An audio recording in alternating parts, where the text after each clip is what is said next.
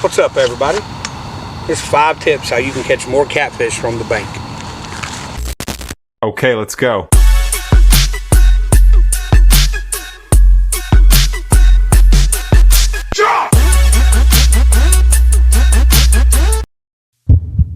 Backside of this bridge. All right, guys. Got a big gizzard. Got some thread fins. Bucket full of skipjack. Bucket full of slabs, baby. It's all gonna be bait. Yeah, we had a really good day today. Caught around 50 to 60 crappie. I think between me and Mark together, we ended up keeping 20 for bait. We got about 15 skipjack as well. What's up, guys? We're out here back on the main lake today, trying some different baits out. Frozen skipjack, fresh gizzard shad, fresh sucker. We'll see which one produces today. Yeah, we just opened a new pack of bait, and here's what we got. If he can get them apart.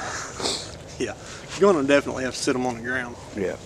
To get them apart, but yeah, that's what you get when you got them frozen. And sawing through them is a pain. All right. We got a retie here, guys, so I'm gonna go ahead and walk everybody through it. And usually start out, if we're running these, we got to run sinker slides with them. So you're gonna put your sinker slide on. We'll attach the sinker in a minute, and then we normally run some type of a bead just to protect your knot, because that sinker is going to be sliding up and down your line. It's going to be smacking that knot. And I always run these little things. You don't have to, but I like them. And then for my swivel, I always do the polymer. Just double your line like that, and you do a simple overhand knot, which is just around the tree and down the hole like you're tying your shoe. And then you take and put it through the loop like so. You pull. That simple. Cut your tag end off.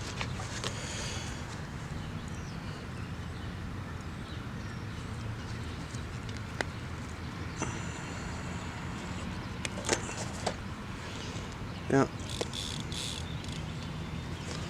And then with the leader, you can tie your leader on in a polymer first if you want to, or I did it this way just to show, because you cannot tie this in a polymer because you'd have to take the whole fishing rod through the loop at the end. But with your leader, just 6 or 7 twists, and go back through the bottom. And line this thick, you really don't need an improved clinch. It's hard to get it to cinch down anyway, so just the normal clinch works fine. And cut your tag end off, and then on our circle hooks, we like to tie a snail knot. I tie mine a little different than other folks, but it holds good. You run it through the hook side, and then you go back out.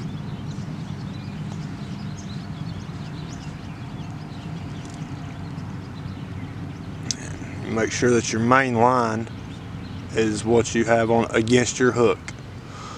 That way you bring your tag line through the loop, and you do it anywhere 7 to 9 times, wherever you feel comfortable. There's 2, 3, 4, 5, 6, 7, we'll call it 8. And you just hold it, pull it up tight, and there you have it. And see how it stays tightened.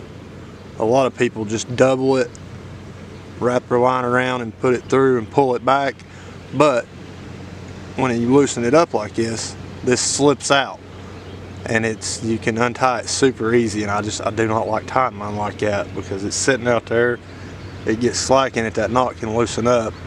And I don't know if it can cause you to lose a hook, lose a fish, or what. I'd rather take just a few more seconds, tie it this way, and know that it's not coming loose.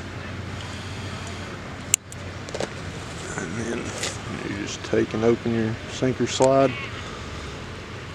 Flip your sinker on. You can take it off whenever you're done fishing. Some people like to take it off so it's not beating their rod up, scuffing their rod up. But there you have it. Throw it out, and that sits on the bottom, and the fish pick your bait up, pull it. They don't feel no tension from the weight, and you're running clickers like we do. The fish can pull it, and they never feel that tension. And they can pull and pull and pull until you go lock it down and set your hook.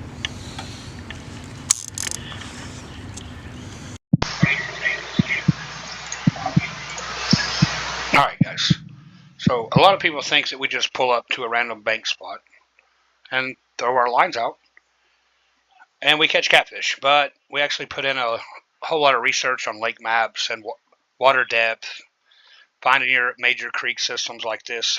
So this app's called Navionics. What we do is we hop on here and find which lake we're going to fish, and if we've never been there, we'll kind of scout around. But yeah, these dotted lines right here represent the creek. So your creek is your highway. All those fish will travel that to get up into these shallower areas like this to feed. So if you can find a major creek that's close to deep water like this and has some flats like this or some points like this right here that those fish can pull up on, it's probably going to produce some fish. And if you come out here, right here would be a good spot because that's going to be a hole. It might be a little hard to hit it from the bank, but if you could get on that dock or something. But yeah, it's not as simple as just pull up and fish. Let's try to find a different area as well. All right, we'll zoom in right here.